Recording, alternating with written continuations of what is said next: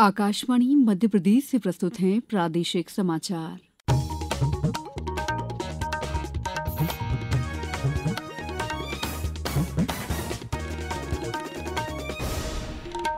नमस्कार, समाचारों के साथ मैं दीपा सिंह। सबसे पहले मुख्य समाचार। प्रधानमंत्री कल धार से स्वस्थ नारी सशक्त परिवार अभियान का करेंगे शुभारंभ। पीएम मित्र पार्क की रखेंगे आधारशिला। मुख्यमंत्री ने भोपाल में स्व सहायता समूह के स्वदेशी मेले का किया शुभारंभ। इंदौर हादसे पर मुख्यमंत्री ने कड़ी कार्रवाई करने के दिए निर्देश। घायलों से की मुलाकात। और मौसम विभाग ने बुरहानपुर, खरगोन सहित 5 जिलों में भारी वर्षा का येलो अलर्ट किया जारी।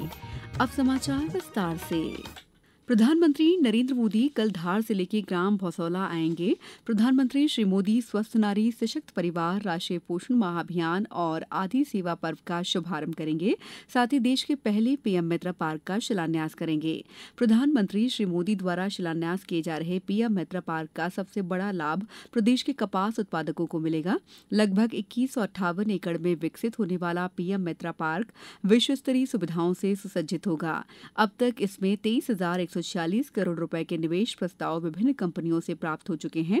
पीएम मित्र पार्क से लगभग 3 लाख रोजगार सृजित होंगे। मुख्यमंत्री डॉक्टर मोहन यादव ने बताया कि प्रधानमंत्री स्वस्थ नारी सशक्त परिवार अभियान की भी शुरुआत करेंगे।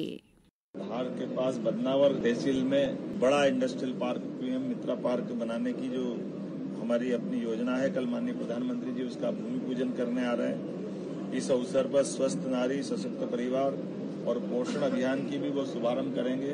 ये सेवा पखवाड़ा भी हमारा रहने वाला है, जिसके कारण से भविष्य में हमारे परिवार में माता बहनों की सभी प्रकार की उनके स्वास्थ्य की जांच और जागरूकता संबंधी सभी कार्यक्रमों का कल शुभारंभ होगा।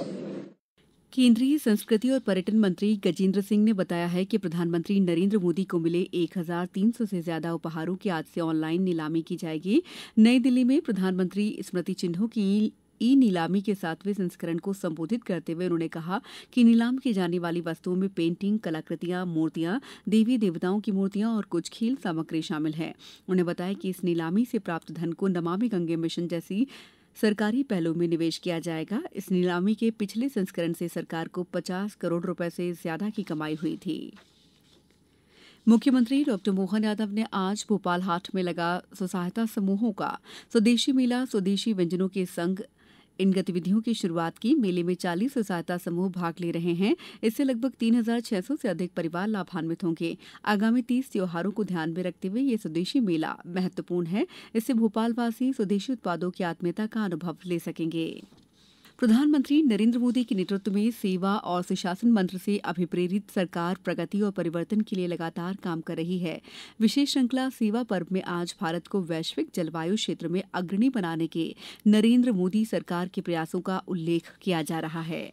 पेश है एक रिपोर्ट। भारत तेजी से वैश्विक जलवायु क्षेत्र में अग्रणी बन गया है। पिछले 11 वर्षों में वनों के संरक्षण से लेकर जलवायु न्याय को बढ़ावा देने तक, छतों पर सौर ऊर्जा संयंत्र लगाने से लेकर पर्यावरण अनुकूल वाहनों तक भारत ये साबित कर रहा है कि वृद्धि और सतत विकास साथ साथ चल सकते हैं। पेरिस में आयोजित जलवायु परिवर्तन पर 21वें संयुक्त राष्ट्र सम्मेलन COP21 में भारत ने वर्ष 2030 तक स्वच्छ ऊर्जा क्षमता का 40% प्राप्त करने का संकल्प लिया था। अपनी प्रतिबद्धता पर खरा उतरते हुए भारत ने निर्धारित समय से 9 वर्ष पहले ही 2021 में ये लक्ष्य हासिल कर लिया। पिछले साल सितंबर में अमेरिका यात्रा के दौरान प्रधानमंत्री नरेंद्र मोदी ने इस बात पर जोर दिया था कि भारत में दुनिया की 17% आबादी रहती है और इसका कार्बन उत्सर्जन 4% से भी कम है। दुनिया की 17% पॉपुलेशन होने के बावजूद ग्लोबल कार्बन एमिशन में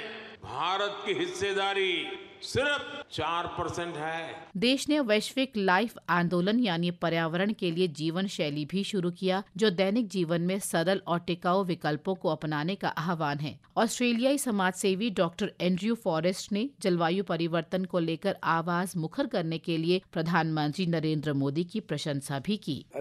Prime Minister is clearly a global champion on, and I've Prime Minister to be, if you like, the global government partner, our industry partner to promote green hydrogen across the world. साहसिक प्रतिबद्धताओं और वास्तविक कार्रवाई के साथ भारत न केवल वैश्विक जलवायु संवाद में भाग ले रहा है बल्कि उसे आकार भी दे रहा है। विष्णु की रिपोर्ट के साथ समाचार कक्ष से प्रियंका अरोड़ा।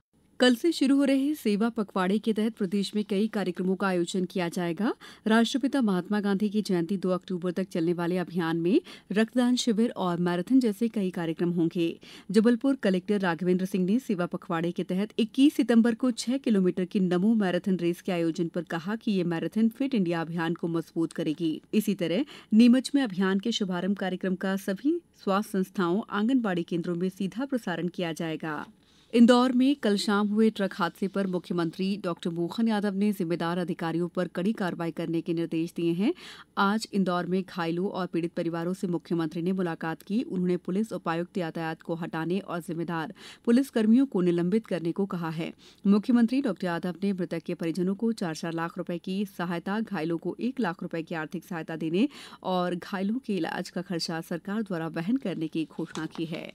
इस स्वतंत्रता दिवस पर लाल किले की प्राचीर से प्रधानमंत्री नरेंद्र मोदी ने जीएसटी सुधारों की अगली पीढ़ी की घोषणा की थी। इस महीने की 3 तारीख को उनका यह सपना साकार हुआ। आज हम कृषि क्षेत्र विशेषकर ट्रैक्टरों के लिए सुधारों पर एक नजर डालते हैं। पेश है एक रिपोर्ट।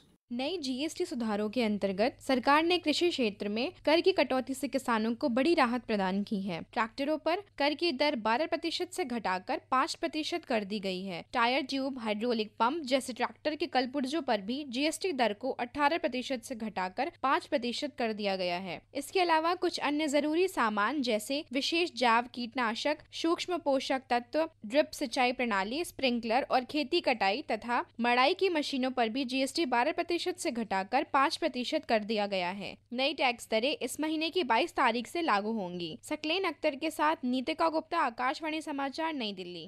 प्रदेश में पिछले 2 दिनों से साइक्लोनिक सर्कुलेशन के कारण कई जिलों में बारिश का दौर जारी है। कल सीधी, सिवनी, रायसेन जिलों में भारी वर्षा हुई। सर्वाधिक वर्षा खुरई में करीब 3.6 इंच दर्ज की गई। मौसम विभाग ने बुरहानपुर, खरगोन, बड़वानी, छिंदवाड़ा, सिवनी जिलों के भारी बारिश का येलो अलर्ट जारी किया है।